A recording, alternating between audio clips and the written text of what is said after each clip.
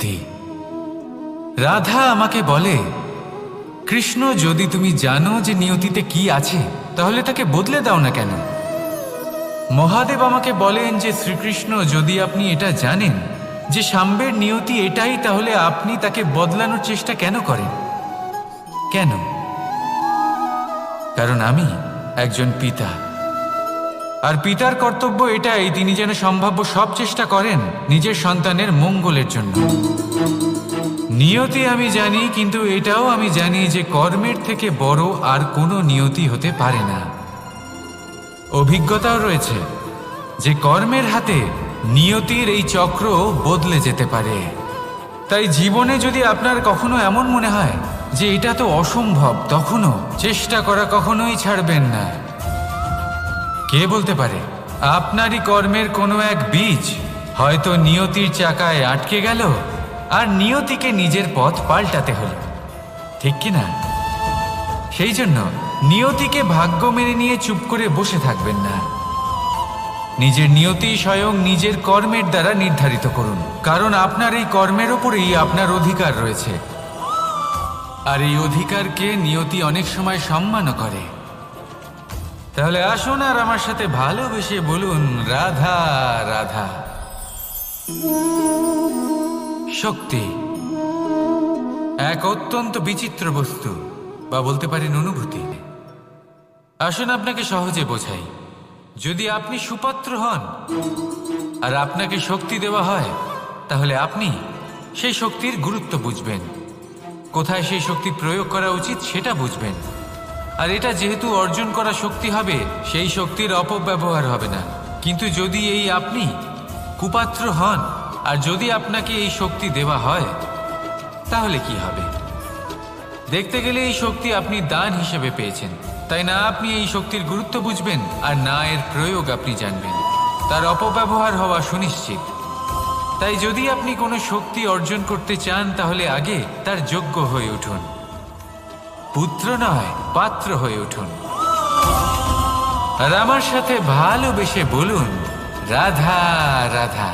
কথায় আছে, প্রত্যেক পুত্র তার পিতার প্রতিচ্ছবি হয়, আর সমস্ত প্রতিচ্ছবি চায় যেন সে তার অস্তিত্ব প্রাপ্ত করতে পারে। পুত্র চায় সে যেন তার পিতার মতো হয়, বা কখনো কখনো তার থেকেও শ্রেষ্ঠ হয়। সেটা কোনো অনুচিত ব্যাপার নয়। অনুচিত তখন হয় যখন পুত্র নিজের পিতার মতো হবার স্বপ্ন পূরণ করতে গিয়ে বা তার থেকেও শ্রেষ্ঠ হওয়ার স্বপ্ন পূরণে অনুচিত পথের আশ্রয় নেয়। কারণ তারপরে সে তার পিতার গুণগুলি আত্মসাৎ করতে চায় না। সে শুধুই এটা চায় যে সংসারের চোখে যেন আমি শ্রেষ্ঠ প্রমাণিত হই। এটা অনুচিত। সংসারে এমন অনেক মানুষ আছেন যারা এই কারণে শ্রেষ্ঠ হওয়ার চেষ্টা করেন যাতে তার পরিবারের তার পিতার সম্মান বৃদ্ধি পায়। এমনও মানুষ থাকেন, আর এটাই হলো পার্থক্য উদ্দেশ্যের। মনে রাখবেন, যদি আপনার উদ্দেশ্য শুভ হয় তাহলে পথও শুভ হবে, যদি আপনার উদ্দেশ্য অশুভ হয় তাহলে পথও অশুভ হবে। তাহলে নিজের পিতার মতো হবার চেষ্টা অবশ্যই করুন, তার থেকেও শ্রেষ্ঠ হওয়ার চেষ্টা অবশ্যই করুন, কিন্তু মনে রাখবেন আপনার সংকল্প আর আপনার উদ্দেশ্য এই দুই শুভ হওয়া উচিত। তাহলে আসুন আর আমার সাথে ভালোবেসে বলুন, রাধা রাধা। শক্তি শক্তি অর্জন করা এতটা কঠিন নয় যতটা শক্তি লাভ করার পরে সেই শক্তি সামলানো কঠিন হয়। কারণ যেই মানুষ শক্তি লাভ করে তার মনে গর্ববোধ জন্মায়, জন্মায় অহংকার, জন্মায় জেদ। তাই শক্তি প্রাপ্ত করার সাথে বিনম্র থাকাও অত্যন্ত আবশ্যক। আর এটা আমাদের শেখা উচিত বৃক্ষের থেকে। বৃক্ষ যা আমাদের ফল দেয়, বৃক্ষ যা যত ফল দেয় ততটাই ঝুঁকে যায়। আমরা পাথর মারি ওই বৃক্ষের থেকে ফল প্রাপ্ত করার জন্য। সেই পাথরের মার সহ্য করেও বৃক্ষ আমাদের ফল দেয়। কোনো গর্ববোধ নেই, কোনো অহংকার বোধ নেই, আর সেই জন্য এই বৃক্ষের পুজো করা হয়। এটাই হলো মাহাত্ম্য শক্তির সাথে বিনম্রতার। যদি এই শক্তি সৃজন করে থাকে, সাহায্য করে থাকে, সম্বল হয়ে থাকে, তবেই সেই শক্তি উপযুক্ত। আর নয়তো সেই শক্তি একদিন আপনাকে আসক্ত অবশ্যই করবে। তাহলে শক্তি অবশ্যই অর্জন করুন, কিন্তু তার সাথে সেই শক্তি সামলানোর মতো বিবেকও আপনাকে অবশ্যই জাগ্রত করতে হবে।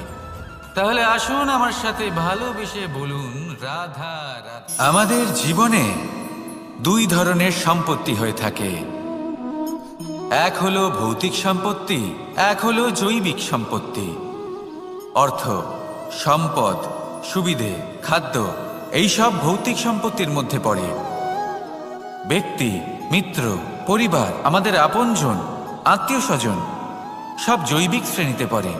আর প্রত্যেক মানুষের পক্ষে এই বিভাজন বোঝা অত্যন্ত আবশ্যক, কারণ মূলত আমাদের ব্যবহার দুই রকমের হয়ে থাকে।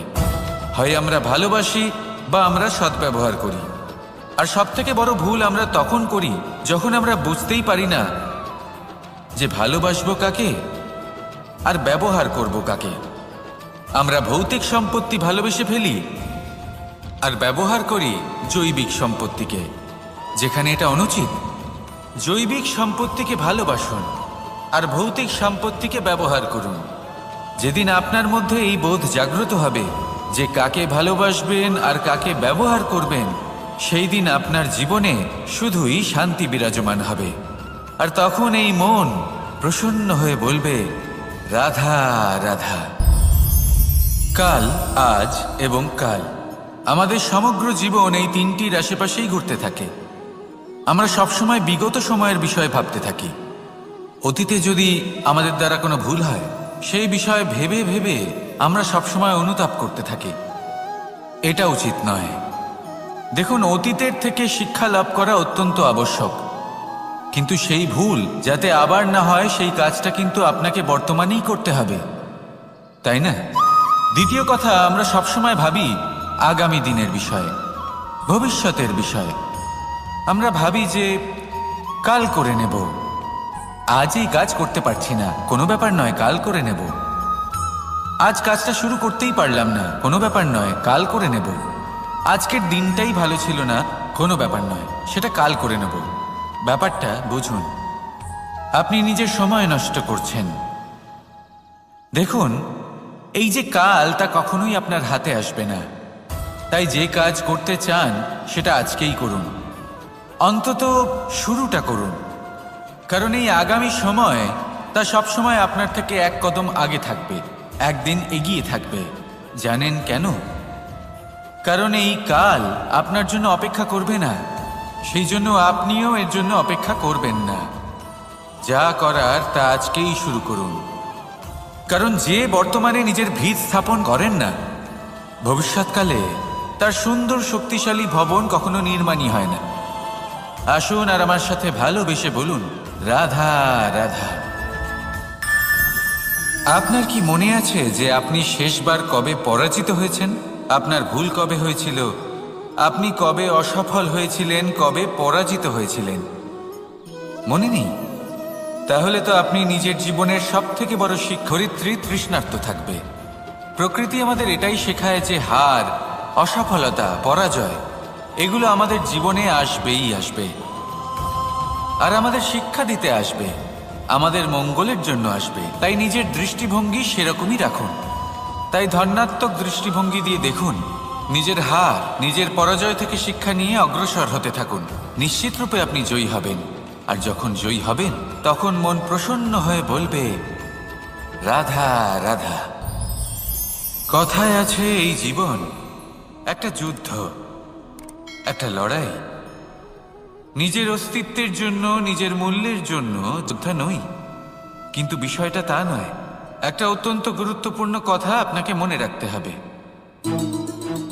কোনো যোদ্ধা জন্ম থেকে যোদ্ধা হন না, তিনি চয়ন করেন যে তিনি যোদ্ধা হবেন কিনা। তিনি তখনই একজন যোদ্ধা হয়ে ওঠেন যখন তিনি পিছু হটবেন না বলে দৃঢ় প্রতিজ্ঞ হন। যদি ওনার সামনে অন্যায় হয়, তার বিরোধিতা করার জন্য দৃঢ় প্রতিজ্ঞ হন।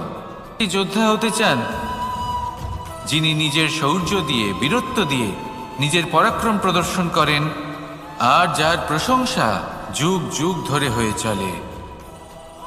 আপনি কি হতে চান সেই সিদ্ধান্ত আপনারই। আসুন আর আমার সাথে ভালোবেসে বলুন, রাধা। অহংকার অত্যন্ত বলশালী হয়। এই অহংকার মানুষকে কখনো নত হতে দেয় না। অদ্ভুত ব্যাপার, এই অহংকার যা মানুষকে কখনো নত হতে দেয় না, সেটাই তার পতনের কারণও হয়ে দাঁড়ায়। যেখানে মানুষ এটা ভাবতে শুরু করে যে শুধুমাত্র সেই যোগ্য, সেখান থেকেই তার পতনের আরম্ভ। ঠিক কিনা? দেখুন, যদি কোনো মানুষ এটা ভাবে যে আমি সব কিছু করতে পারি, তাহলে তা হলো বিশ্বাস। কিন্তু যদি সে এটা ভাবতে থাকে যে শুধুমাত্র আমি এই কাচুত্রপাত হবেই, তাই আপনি কখনোই এই অহংকারের চক্রব্যূহে ফেঁসে যাবেন না। বিশ্বাস রাখুন নিজের ওপর এবং অন্যের ওপরও। আর মনে রাখবেন, বিশ্বাসের মধ্যে বিশ্বের প্রত্যেকটা বস্তু বসবাস করে। তাই এই অহংকারকে ত্যাগ করে ফেলুন আর আত্মবিশ্বাসের ওপর মনোসংযোগ করুন। আর আমার সাথে ভালোবেসে বলুন, রাধা রাধা। মানুষ নিজের জীবনে ঈশ্বরকে খুব মান্য করে, ওনার জন্য কি না করে। ভিন্ন ভিন্ন নামে তাকে স্মরণ করে, তাকে পুজো করে, তার আরাধনা করে। সে জানে যে ঈশ্বর তাকে শক্তি অবশ্যই দেবেন, তাকে সাহায্য অবশ্যই করবেন। কিন্তু যখন প্রশ্ন আসে গুরু এবং ঈশ্বরের, তখন গুরুর মান কখনো কম হওয়া উচিত নয়। কারণ সত্যি বলতে কি, গুরুই হলেন সেই সিঁড়ি যা বেয়ে আপনি ঈশ্বরের কাছে পৌঁছানোর পথ খুঁজে পাবেন। সেই পথ আপনি গুরুর থেকেই পাবেন। গুরু না থাকলে আপনি কখনো ঈশ্বর লাভ করতেই পারবেন না। আর জীবনে অনেক সময় লক্ষ্যের থেকেও অনেক বেশি গুরুত্বপূর্ণ হলো পথ। তাই এই পথের সম্মান করতে শিখুন, অর্থাৎ গুরুকে সম্মান করতে শিখুন। কারণ গুরুই হলেন পরমেশ্বর। তাহলে আসুন আর আমার সাথে ভালোবেসে বলুন, রাধা রাধা। আপনার জীবনে আপনার প্রকৃত বন্ধু আসলে কে? আপনার সব থেকে শ্রেষ্ঠ মিত্র আসলে কে? তিনি যিনি সময় এলে পরে আপনাকে সাহায্য করেন, নাকি তিনি যিনি সময় এলে পরে আপনাকে অর্থ দেন? দেখুন, আমরা হলাম মানুষ, আমাদের জীবনে লেনদেন চলতেই থাকে। এটা আমাদের জীবনের অভিন্ন অংশ। কিন্তু অনেক সময় এমন হয় যে আমরা তাকেই নিজের প্রকৃত বন্ধু বলে মনে করি, যিনি আমাদের একটা বহুমূল্য উপহার দেন। ঠিক কিনা? এবার আপনার জীবনে সেই বহুমূল্য উপহার কোনটা? ওই অমূল্য মিত্র আসলে কে? সেই সিদ্ধান্ত হলো আপনার। কিন্তু যদি আপনি আমাকে জিজ্ঞেস করেন, তাহলে আমার মতে স্বর্ণ, হিরে, মুক্ত, ধন এগুলো বহুমূল্য নয়। বহুমূল্য হলো সঙ্গ, যখন আপনি একা হয়ে যাবেন। সময়, যখন আপনার তাকে প্রয়োজন হবে। সমর্পণ, যখন আপনার বিশ্বাসের প্রয়োজন পড়বে। যে মানুষ আপনার প্রতি এই 3 গুণ প্রদর্শন করেন, যিনি আপনার কঠিন সময়ে আপনাকে অবশ্যই সঙ্গ দেবেন, যখন আপনার প্রয়োজন পড়বে আপনাকে অবশ্যই সময় দেবেন, আপনার প্রতি সম্পূর্ণ সমর্পিত থাকবেন, সেই হলো আপনার আসল মিত্র, সেই হলো আপনার প্রকৃত বন্ধু। কারণ সত্যি বললে, বন্ধুত্বের অর্থই হলো নিজেকে সম্পূর্ণরূপে কারোর কাছে সমর্পণ করে দেওয়া। তাই আপনার সেই বন্ধুর জন্য নিজের প্রাণ উজাড় করে দিন আর ভালোবেসে বলুন, রাধা রাধা। মানুষ জীবনে 3টে কাজ অবশ্যই করে থাকে। কিছু দান করে, কিছু গ্রহণ করে, আর কিছু ত্যাগ করে দেয়। এটাও ভাবতে থাকে যে এটা করলে কিভাবে করবে। দেবার জন্য পর্যাপ্ত ধন নেই, নেবার জন্য সংসারে অত স্নেহ নেই, আর ত্যাগ করার জন্য জীবনে এত সুখই নেই, তাহলে কিভাবে করবে? আসলে আমরা বস্তুগত চাহিদা অর্জনে এত ব্যস্ত হয়ে পড়ি যে আমরা বুঝতেই পারি না যে কি নেবার আছে, কি দেবার আছে, আর কি ত্যাগ করার আছে।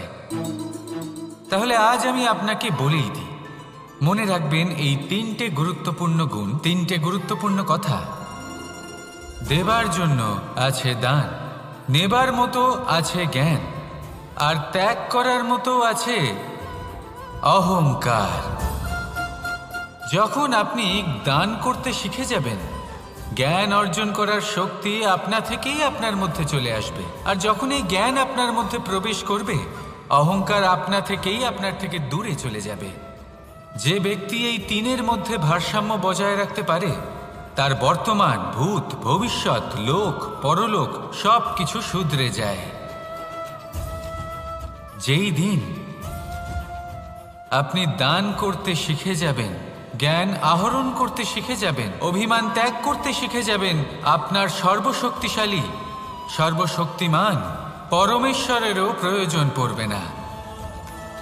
কারণ তখন ঈশ্বর আপনার মধ্যেই বাস করবেন।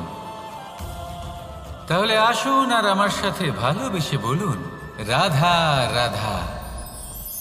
জীবনে অনেক সময় সমস্যা আমাদের চারদিক থেকে ঘিরে ফেলে। এই সমস্যা নানান ধরনের হতে পারে। আর্থিক সমস্যা হতে পারে, পারিবারিক সমস্যা হতে পারে, কোনো সম্পর্ক নিয়ে সমস্যা হতে পারে, কখনো কোনো দৈনিক সমস্যা হতে পারে, কখনো কোনো দ্বন্দ্ব হতে পারে, অনেক সমস্যা হতে পারে। কিন্তু যখনই কোনো সমস্যা আসে, আমাদের মনে তার জন্য একটা উত্তর অবশ্যই থেকে থাকে, যা আমাদের অন্তরে রয়েছে। একে আমরা বলি আত্মা। আত্মা হলো পরমাত্মারই রূপ, আর পরমাত্মা তা কখনোই কিছু অনুচিত চাইবে না, তাই তো? এই আত্মা খুব ভালো করে জানে যে কোনটা উচিত আর কোনটা অনুচিত। যদি আসল বিষয়ের কথা বলি, তাহলে আপনাকে নিজের মনকে বুঝতে হবে। কারণ আত্মা তো পরমাত্মা থেকেই আসে, কিন্তু এই মন মানুষ জন্ম থেকেই প্রাপ্ত করে, যার বিকাশ হয় এই সংসারকে দেখে। যেদিন আপনার এই মন আর আপনার এই আত্মা, এই দুই এক হয়ে যাবে, আত্মসাৎ হয়ে যাবে, সেদিন আপনার জীবনে না কোনো সমস্যা থাকবে, না কোনো ঝঞ্ঝাট থাকবে, না কোনো সংকট থাকবে। কারণ আপনার কাছে সেই সমস্ত সমস্যার, সমস্ত বিপদের সমাধান থাকবে, আর তাও আপনারই অন্তরে। তাহলে আসুন আর আমার সাথে ভালোবেসে বলুন, রাধা রাধা। ভক্তি আর শক্তি, এই দুইয়ের মধ্যে সম্পর্ক অত্যন্ত সরল। মানুষ ভক্তি করেন যাতে তিনি শক্তি লাভ করতে পারেন, আর শক্তি লাভ করার পরে ভক্তিভাব ভুলে যান, আর শক্তির প্রতি আসক্তিতে মত্ত হয়ে যান, আর সেখান থেকেই তার বিনাশ শুরু হয়। কেন? কারণ ভক্তির দ্বারা প্রাপ্ত শক্তি অন্য কারোর হিতের জন্য ব্যবহার করতে হয়, অন্য কারোর মঙ্গল করার জন্য ব্যবহার করতে হয়, কারোর বিনাশের জন্য নয়। এবার যদি আমি আপনাদের একটা উদাহরণ দিয়ে বোঝাই, তাহলে কোদাল দিয়ে আমরা মাটি কোপাতে পারি, একটা গর্ত খুঁড়তে পারি, যাতে একটা নতুন বৃক্ষ জন্ম নিতে পারে, একটা বৃক্ষ যা অন্য জীবকে ফল প্রদান করবে, যাত্রীদের ছায়া প্রদান করবে। কিন্তু এই কোদালের ব্যবহার যদি আমরা অন্য কারোর ক্ষতি করার জন্য করি, তাহলে ক্ষতি শুধুমাত্র আমাদেরই হবে। তাই জীবনে যদি আপনি কোনো শক্তি লাভ করেন, হয়তো ভক্তির দ্বারা বা অন্য যেখান থেকেই হোক, তার সদ্ব্যবহার করতে শিখুন, নয়তো এই প্রাপ্ত শক্তি আপনার পতনের কারণ হয়ে দাঁড়াবে। তাহলে আসুন আমার সাথে ভালোবেসে বলুন, রাধা রাধা। বরদান অত্যন্ত বিচিত্র এক বিষয়, কিন্তু দেখতে গেলে এই বরদান কি না করতে পারে। এক দরিদ্রকে রাজা বানিয়ে দিতে পারে, একজন দুর্বলকে এই সংসারের সব থেকে শক্তিশালী ব্যক্তি বানিয়ে দিতে পারে। কিন্তু আমরা ভুলে যাই এক অত্যন্ত গুরুত্বপূর্ণ কথা, বরদান এই শব্দের শেষে দান লুকিয়ে রয়েছে। এই দান কথাটা অত্যন্ত গুরুত্বপূর্ণ। আমাদের মনে রাখা উচিত এই বরদান আমরা দানে পেয়েছি, আর তাই তার সম্মান করা উচিত, কখনোই অহংকার করা নয়। আর যে ব্যক্তি বরদান পেয়ে অহংকার করেন, তার যা ক্ষতি হয় তা হলো এই বরদান তার থেকে কেড়ে নেওয়া হয়। বর অর্থাৎ শ্রেষ্ঠ, অর্থাৎ বরদানের অর্থ হলো একটা শ্রেষ্ঠ দান, এবং তার ব্যবহার যদি আপনি কারোর ক্ষতি করার জন্য করেন তাহলে ক্ষতি শুধুই আপনার হবে। তাহলে এই বরদানের সম্মান করুন, উচিত পথে চলুন, আর উচিত উদ্দেশ্য নিয়ে এর ব্যবহার করুন, সব কিছু ভালোই হবে। তাহলে আসুন আর আমার সাথে ভালোবেসে বলুন, রাধা রাধা। পিতা আর পুত্রের সম্পর্ক অত্যন্ত মধুর হয়ে থাকে। পিতা স্বপ্ন দেখেন, তাকে পূর্ণ করার সকল সম্ভাব্য চেষ্টা করেন, কিন্তু তাও অনেক সময় ওনার স্বপ্ন অপূর্ণ থেকে যায়। তখন পিতা ভাবেন যে স্বপ্ন উনি পূর্ণ করতে পারেননি, ওনার সন্তান তা অবশ্যই পূরণ করবে। যে স্থানে উনি কখনো পৌঁছতে পারেননি, সেই স্থানে ওনার পুত্র অবশ্যই পৌঁছবে। পিতা নিজের সন্তানের ভবিষ্যৎ নিয়ে সেই স্বপ্ন দেখেন, আর যখন সেই সন্তান সামনে এগোতে থাকে তখন তার দুঃখ হয় না, বরং গর্ব হয়। ওনার ভালো লাগে এটা দেখে যে ওনার সন্তান অনেক উন্নতি করছে। কিন্তু যখন সন্তান নিজের অভিভাবকের শক্তি দেখে, তার যশ দেখে হিংসা করতে থাকে, সমস্যা সেইখানেই শুরু হয়। সেই জন্য সকল সন্তানকে এটা মনে রাখতে হবে, দেখুন, পুত্র হবার সুবাদে, এক সন্তান হবার সুবাদে এটা হলো আপনার অধিকার যে আপনি আপনার পিতার থেকে বেশি উন্নতি করবেন। আপনার পিতাও এটাই চান, কিন্তু সুস্থভাবে এটা করুন। একটা রেখা টেনে নিন যাতে আপনি তাতে এগোতে পারেন আর আপনার পিতার তাতে গর্ববোধ হয়, আর সেই বিষয়ে দুঃখ না হয় যে আমার সন্তান আমাকেই ছোট করার চেষ্টা করছে। ইতিহাস সাক্ষী রয়েছে, যে মানুষ অন্য কাউকে ছোট করার চেষ্টা করেছেন সেই মানুষই ছোট হয়ে গেছেন। আর আমার মনে হয় না আপনি এটা চান, কারণ কোনো একদিন আপনিও কারোর পিতা হবেন। আসুন আমার সাথে ভালোবেসে বলুন, রাধা রাধা। সাথী। সাথী এই শব্দটির ব্যাখ্যা কে কিভাবে করে? মিত্র, সখা, বন্ধু, কিন্তু অর্থ একটাই। তিনি যিনি আপনার সঙ্গী হন আর তিনি যার সাথী আপনি হন। এবার সব থেকে বড় প্রশ্ন হলো এটাই যে তিনি কে হতে পারেন যাকে আপনি আপনার সাথী বলে মেনে নিতে পারেন, নিজের সখা, নিজের মিত্র, নিজের বন্ধু মেনে নিতে পারেন। আপনার সাথী হলেন তিনি যিনি দুঃখের সময় আপনার পাশে থাকবেন, আপনার হাত ধরে থাকবেন। আপনার সাথী হলেন তিনি যার হাত আপনি নিজের সুখের দিনে ধরে থাকবেন। সেই সাথীরই হাত ধরুন যিনি দুঃখে সবসময় আপনাকে সাহায্য করার জন্য তৎপর হয়ে থাকেন, আপনার পাশে থাকেন, আর যাকে সুখের দিনে আপনি আপনার সাথে রাখতে পারেন।